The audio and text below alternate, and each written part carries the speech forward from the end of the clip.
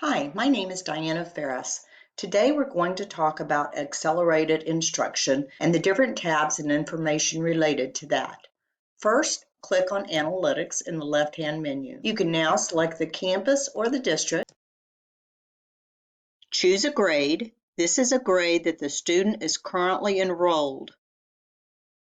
You can then select a teacher and a class if you choose to. Next, select the year of the test, then choose the test, and then click Search. The resulting roster will include students who took the test, but they did not pass the test. It will also include students who were score-coded with an A and they were absent, score-coded with a D, no information available for that particular subject, O, Other, illness during testing or a testing irregularity. The roster will also include a student who is enrolled currently in your district, but no testing data is available. For instance, a student who transferred in from another state, currently enrolled in your school, but there is no testing data available. The roster will not include students who took the test and passed the test. The legends describing the data are on top of the table. So you can see scale score corresponds to the first number available. Also, as you hover over each of these, you can see the meaning of each of these numbers. So the first one is scale score, the next one, raw score, the score code, as well as the test version. Student names may be sorted by using the column headers, clicking on those and sorting by ascending, descending, filtering, and hiding. Other functions that are available using this roster are creating groups. By selecting all students, you can click in this box, or you can select specific students, go to the blue icon, and create a student group. You can name this group something meaningful and describe that particular group. Click Save and you will see information on the group of students you created. You can also create parent letters by using the two icons, the English letter icon in blue and the Spanish letter icon in red. These communications are based on TEA recommended letters. Once you click on these for those particular students, you will receive a PDF file that you can print and send to parents. Information in the table includes the campus name, the student ID, the student name, and the 3 bars will take you to the student assessment details, the student's current grade, as well as the hours spent with the instructor. This represents the total number of hours the student has spent with the instructors. The total number of hours the student has been in accelerated instruction will be entered by the instructor on the reviews for each content area. This column will tally up that time. The next column represents exemptions. On committee notes, you can indicate that a student has been exempt from accelerated instruction. This column will indicate if the student has been exempt for any area. As you scroll to the right, you can see additional demographic information for your students, and as always, you can export this information out to Excel. The next part of this video will demonstrate how to create committee notes and reviews.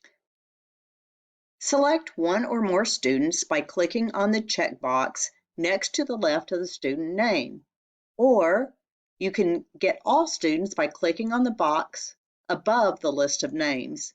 I'm going to click on 3 names. From there, click on Student Profile. The student profile will be generated. You see the list of names to the left of the names of the students that I selected. I can choose any one of those names and enter the information. In order to get to accelerated instruction, click on the fast forward icon. By default, you will be in the committee meetings section. Any meetings that have already been documented will show up on the table with key information. In the Actions column, You can edit any particular meeting that has already occurred. You can delete the meeting, and you can also print the meeting. Above that, there are two additional print buttons. The green print icon will print all meetings into a PDF document. The purple print icon will print all meetings and reviews into a PDF document. By clicking on the Add Meetings, a form will be generated, and you can document as many meetings as you wish in EdgeGence. You will need to fill in the date of the meeting, the assessment, clearly state the purpose of this meeting, and as you can see, there are two areas, exemptions and review.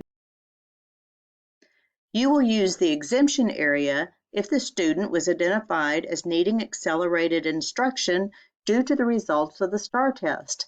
However, the committee is going to exempt the student from accelerated instruction. Therefore, these areas must be checked. The content area for which the student is exempt must be checked, as well as a reason for the exemption must be entered. If the student is exempt, there is no need to complete any reviews. If the student does not qualify for any exemptions, you will need to go to the second area, which is the review area. Clearly state the goal of the meeting, as well as the frequency, the duration. The duration must be in minutes, the time of day, and the location. You may also put in any areas of concern, as well as instructional strategies, other comments, as well as staff responsible. You can add in signatures and whether or not each person has agreed or disagreed. If this review is to be assigned to all students that were previously chosen, click Mass Assign and then make sure you save it. If this is applicable only to one student, don't click Mass Assign and be sure and save it. Reviews provide documentation of accelerated instruction session provided for the students by the instructors over the school year. In order to create a review, click on a specific subject area. Just like the committee meetings, if there has already been a review created, you can see that. I'm going to add a review. The type of review is compulsory. There are two types of reviews that can be documented, either AIP, Accelerated Instruction Plan, or ALC. Choose one of those, then choose the group size. The duration field must be entered in minutes and must be a numeric number. So again, for instance, if the time is an hour and a half, you will want to enter that as 90 minutes. The number entered in this field will be used by EdgeGence to keep track of time the student has provided accelerated instruction. All other fields on this form are optional. It is up to the district what to track. Once you've finished your form, again, you'll want to click on Save. You still have the option of mass assigning to all chosen students or assigning only to the one student and clicking on Save. This completes our accelerated instruction, how to create a meeting and how to create a review. Thank you for your time.